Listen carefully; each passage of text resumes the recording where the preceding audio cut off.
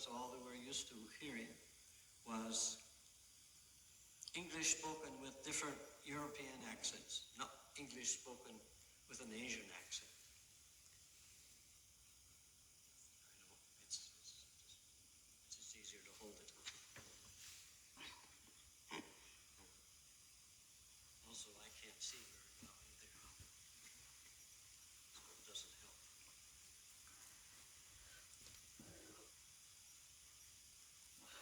So listen. By his presence, he destroys all things inauspicious for all living entities, moving and inert. His blissful, smiling face always increased the lusty desires of the gopis of Vrindavan. May he be all glorious and happy. Now that's, as I mentioned, is from Srimad Bhagavatam, 10th canto, 90th chapter, text 48. I am not a Brahmana. I am not a Kshatriya. I'm not a Vaishya or Sudra, nor am I a Brahmachari, a householder, a Vanaprastha or Sannyasi. I identify myself only as the servant of the servant of the servant of the lotus feet of Lord Sri Krishna, the maintainer of the gopis. He is like an ocean of nectar, and he is the cause of universal transcendental bliss. He is always existing with brilliance. Here it says that in the purport, there's a short purport of a sentence long. This is a verse from verse 74 of the Pajavali. An analogy of the verses compiled by Sri Rupa Goswami.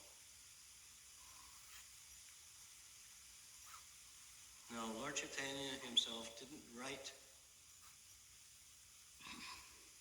any literature, although he did write 8 verses. And those 8 verses were the gist of what I just read, where I am not a Brahman, nor am I a Kshatriya, Vaishya, or Sudra. That particular verse. That's the only verse Lord Chaitanya wrote.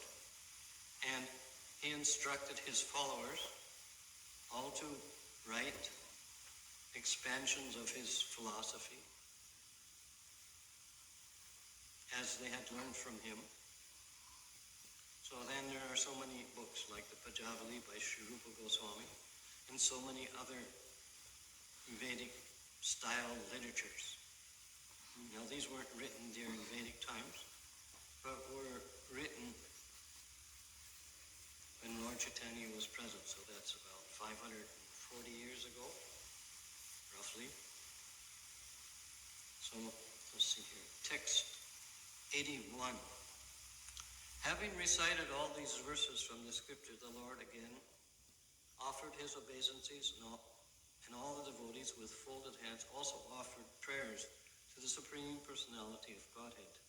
When Sri Chaitanya Mahaprabhu danced and jumped high, roaring like thunder and moving in a circle like a wheel, he appeared like a circling firebrand.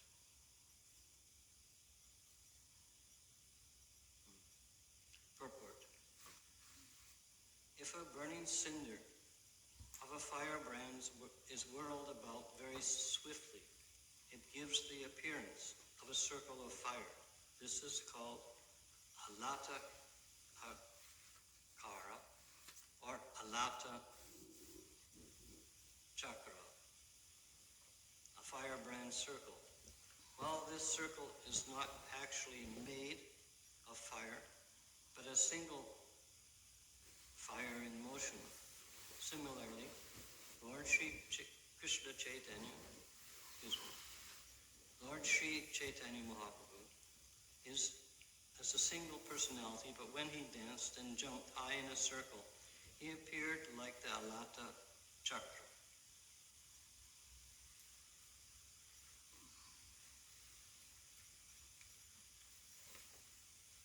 Light, or a bright form,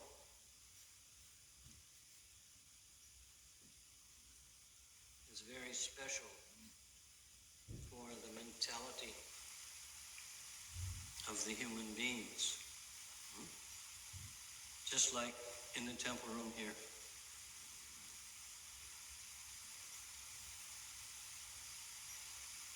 Light is used in a dramatic way. Now, Prabhupada set this up so that two areas would be very prominently lit. The altar area and the Vyasasana, and the rest of the room was not well lit.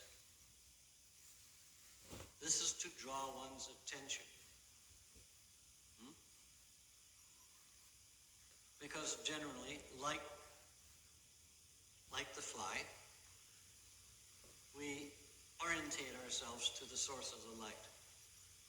Just like when you go to see some drama, the main actor on the stage is illuminated by a beam of light. In the same way, the same effect is meant to focus our minds on the Acharya and on the deity of the Lord.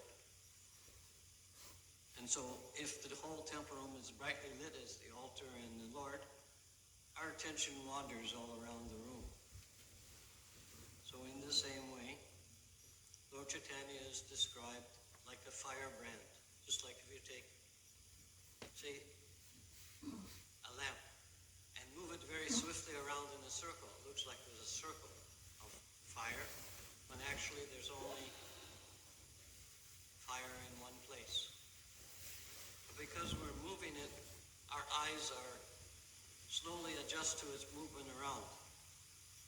And so to us it appears as if that circle made with the lamp is one continuous circle of fire, rather than just one small wick.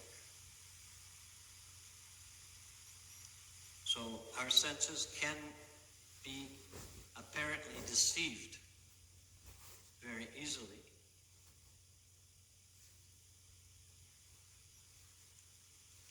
Wherever Sri Chaitanya Mahaprabhu stepped while dancing, the whole earth with its hills and seas appeared to tilt.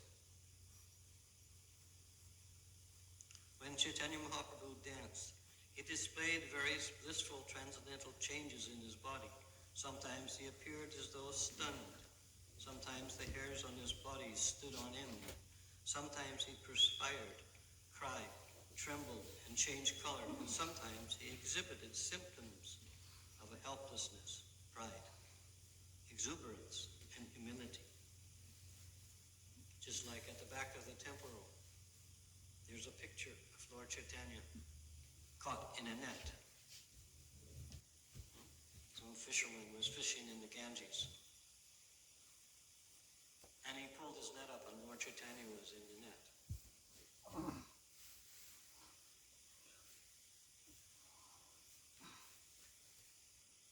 So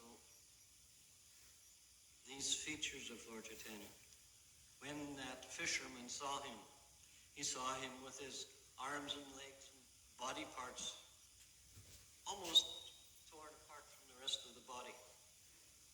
His arms appeared to be very, very long, longer than what arms normally are. So he thought he was seeing some kind of demon,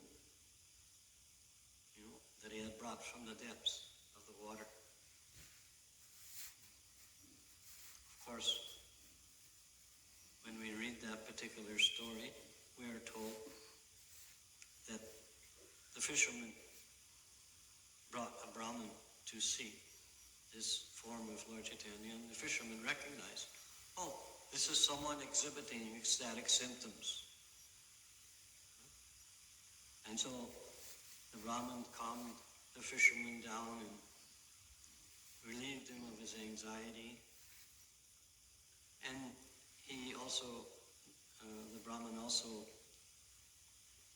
understanding the nature of Lord Chaitanya, began chanting the Maha Mantra so that the Lord could return to his original form.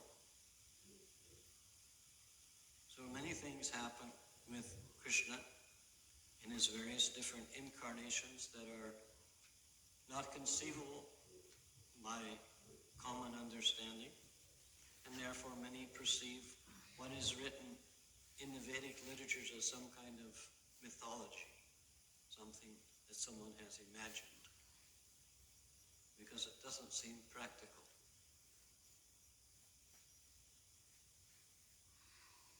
But as we know, our senses are imperfect, as we've seen by this description of a wheel of fire. They were seeing one flame, but because the flame is moving, it appears to be circular, a whole circle of fire. So in the same way, all these different symptoms that Lord Chaitanya exhibits appear beyond belief, unbelievable. Just like in Krishna book, it describes that Krishna and Balaram jumped off a mountain that's 88 miles high.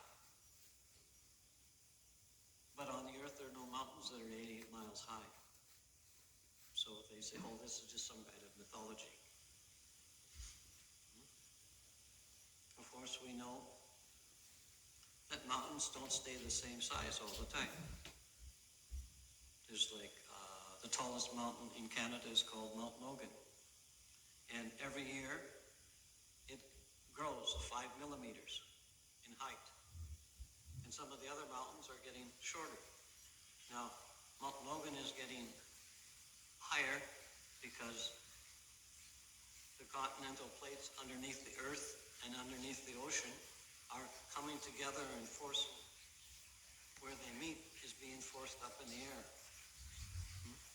So Mount Logan appears to be growing in height and growing in width. It's also the widest non-volcanic mountain on this earth. So every year it's getting wider and wider and taller. Pretty soon, after, a few million years, Mount Denali in Alaska, which is the highest in North America, will end up being smaller than Mount Logan. So they'll change positions. Mount Denali will become the second tallest, and Mount Logan will become the